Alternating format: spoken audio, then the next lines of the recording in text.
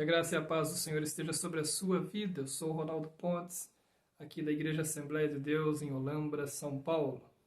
Quero convidar você para uma rápida reflexão, um estudo bíblico da nossa quinta aula da Escola Dominical. O tema de hoje é Libertos do Pecado para uma Nova Vida em Cristo. A lição de hoje está dividida em 3 pontos. Primeiro ponto, a antiga natureza morta em ofensas e pecados. Segundo ponto, vivificados pela graça. E o terceiro, a salvação não vem das obras. Vamos lá? Se você tem uma Bíblia, abra comigo em Efésios capítulo 2, versículo 1 em diante, diz assim a palavra de Deus: E vos vivificou estando vós mortos em ofensas e pecados. Chama a sua atenção para essas duas palavras, ofensas e pecados. O que seria isso? Pecados na Bíblia, ou melhor, nessa passagem, está trazendo a ideia da situação, da condição da pessoa que vive uma vida de pecado. Né? A pessoa que vive a parte de Deus, ela vive no pecado. Ofensas aqui seria atitudes erradas deliberadamente, ou seja, atitudes que a pessoa comete, toma por vontade própria contra Deus. Isso é ofensa ou delitos contra Deus, é a mesma coisa. No verso 2, ele continua: Em que noutro tempo andastes segundo o curso deste mundo, ou segundo a ordem deste mundo, segundo o príncipe das potestades do ar. Chama sua atenção também para esse termo, potestade do ar. Os judeus e os gentios do mundo antigo, no tempo bíblico, eles acreditavam que o ar era cheio de espíritos, que o ar era tomado por entidades espirituais que agiam nesses lugares. Era uma crença entre o povo e a Bíblia nos dá condições para crer que isso realmente existe. Sim, se você se lembra do profeta Daniel, certa ocasião buscando resposta de Deus, Deus mandou a resposta, um anjo descia com a resposta para o profeta Daniel, mas aconteceu que ele foi interceptado por um demônio, um espírito no ar entre o céu e a terra. Então existe esse registro na Bíblia. Nós podemos então entender que acima de nós existe uma região celestial que é permeada sim por espíritos. E isso Paulo está deixando bem claro. Nós éramos governados por essa potestade, e essa potestade tem um príncipe, e esse príncipe é o diabo, é Satanás. Essa é a grande realidade do mundo em que nós vivemos. Sempre foi assim. E a Bíblia está dizendo que, noutro tempo, Paulo está dizendo para os irmãos, noutro tempo, vocês viviam nessa condição, sendo dirigidos, governados por essa potestade, ou seja, por espíritos malignos. No verso 3, ele diz assim: entre os quais todos nós também antes andávamos nos desejos da nossa carne, fazendo a vontade da carne e dos pensamentos. E éramos por natureza filhos da ira, como os outros também. Bom, duas coisas a considerar nesse versículo 3. Ele diz assim, antes, todos também antes andávamos nos desejos. Também nós andávamos nos desejos da carne, como as pessoas hoje ainda vivem. As pessoas sem Deus vivem. Isso aqui é para nós refletirmos que nós não somos diferentes das outras pessoas. A única diferença é que a graça nos alcançou, porque nós também éramos errados, nós também éramos pecadores, andávamos fazendo os desejos da nossa carne, assim como qualquer pessoa longe de Deus faz, né? No verso de número 3 ainda, fala que éramos por natureza filhos da ira. Por que filhos da ira? Interessante isso. Uma coisa é certa, a ausência da graça de Deus, ela dá lugar à ira de Deus. A ausência da graça de Deus dá lugar à ira de Deus. Nós já nascemos debaixo do pecado, portanto, já nascemos debaixo da ira de Deus. Ou seja, qualquer ser humano só tem dois lugares para se encontrar. Ou ele está na posição debaixo da graça de Deus, ou ele está do outro lado, debaixo da ira de Deus. E Paulo está dizendo que antes estávamos nessa condição, debaixo da ira de Deus, reprovados por Deus, condenados à morte. Mas a graça de Deus nos alcançou e nos deu condições, nos transportou para o outro, ou para outra posição. E hoje estamos debaixo da graça e não da ira. Continuando aqui o capítulo 2, no versículo 4. Mas Deus, que é riquíssimo em misericórdia. Isso aqui é interessante, né? Paulo está dizendo, Deus não é apenas misericordioso. Deus não é apenas rico em misericórdia. Ele é riquíssimo, superlativo.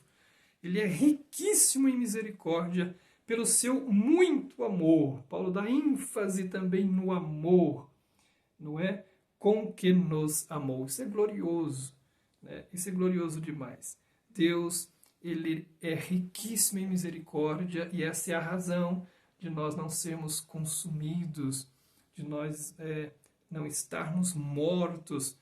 Nós estamos vivos, nós estamos salvos. É pela grande, infinita misericórdia de Deus. Aliás, a Bíblia diz que as misericórdias do Senhor novas são cada manhã, elas se renovam. Graças a Deus por isso. Todo dia nós acordamos, respiramos, vivemos porque a misericórdia de Deus se renova. Isso é glorioso. Muito bem, a parte 2 da nossa lição traz o tema vivificados pela graça. O que significa essa palavra vivificar? O que seria vivificar, né?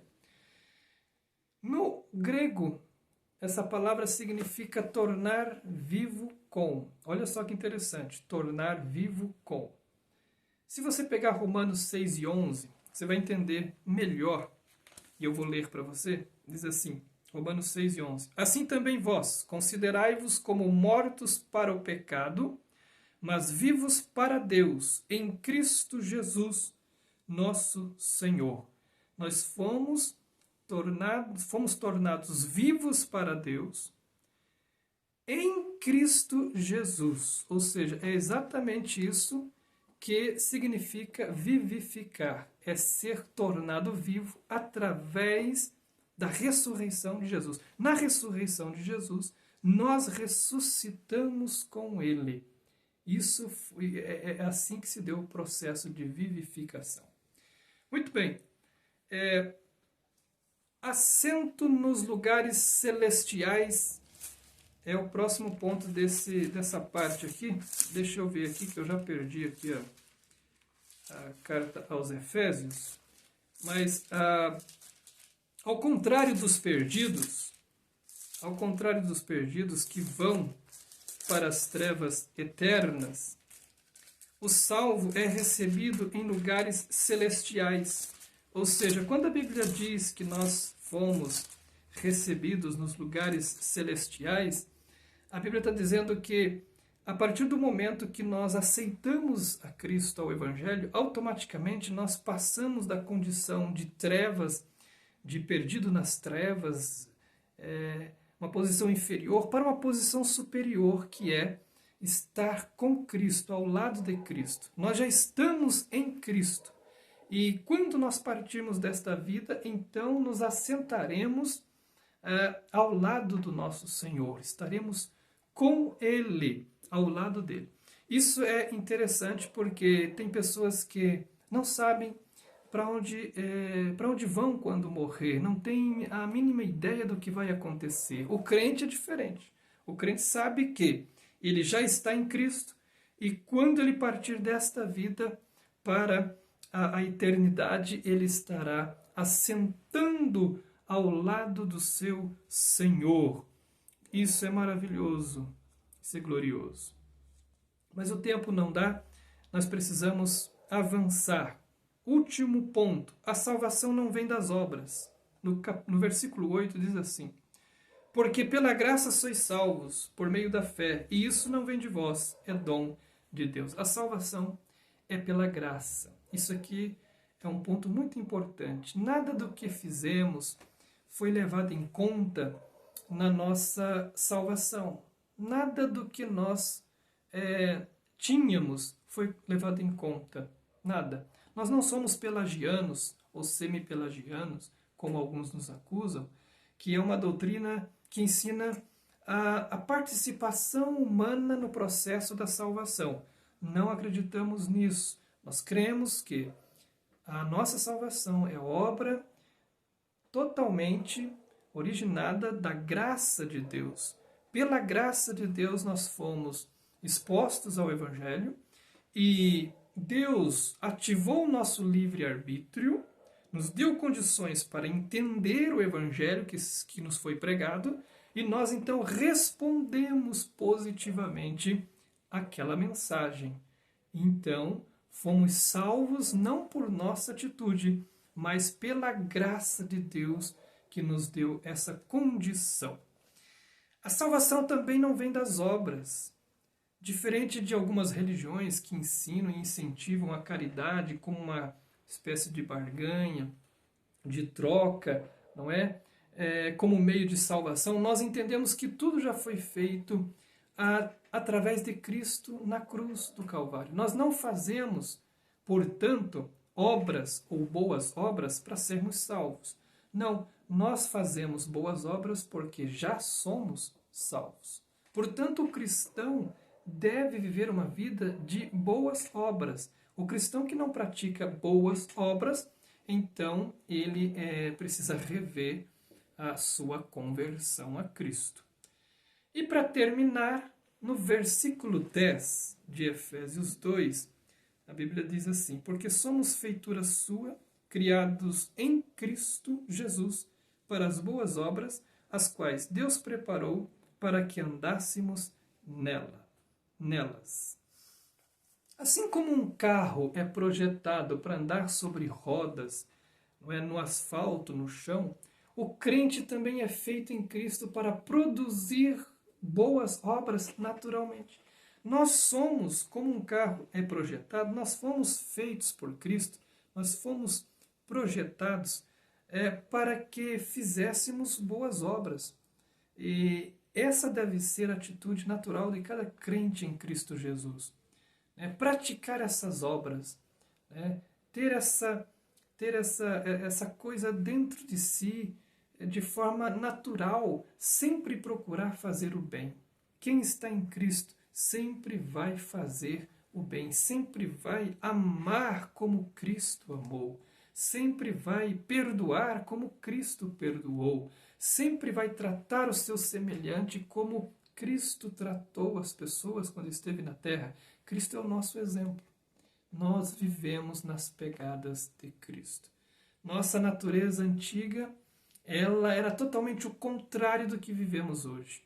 Houve uma transformação completa. Quero encerrar lembrando-me aqui agora de um testemunho de uma pessoa que eu conheci, um cidadão que vivia uma vida à parte de Deus, totalmente numa vida de depravação, né? E eu me lembro, eu conheci esse homem, eu me lembro que a sua esposa orava insistentemente, né, para que Deus salvasse o seu marido. E ninguém acreditava que aquilo poderia um dia acontecer. Passaram-se anos. Mas um dia a graça de Deus alcançou aquele homem. E houve uma transformação radical. Aquele homem que vivia nos bares, aquele homem que vivia nas bebedeiras, nos vícios, agora era visto com seu veículo, com sua esposa, sua família, indo para os cultos adorar a Deus. Aquele homem se tornou um crente muito zeloso e que serve a Deus até o dia de hoje. Um exemplo de cristão dedicado na causa do nosso Deus. Essa transformação eu pude presenciar. E igual a esse homem que eu conheci, Deus tem transformado milhares e milhares e milhões de pessoas. Talvez você que me assiste, pode ser que você ainda não tenha encontrado ao Senhor Jesus. Fica esse convite. Venha para Cristo. Cristo te ama. Ele te aceita como você é. Ele quer transformar a sua vida. Ele quer fazer de você uma nova criatura. E você terá uma nova vida em Cristo Jesus, liberto de todo e qualquer pecado. Deus abençoe a vida de todos os nossos irmãos, todos vocês. Que Deus os abençoe e até a próxima aula, até o próximo vídeo, se Deus permitir.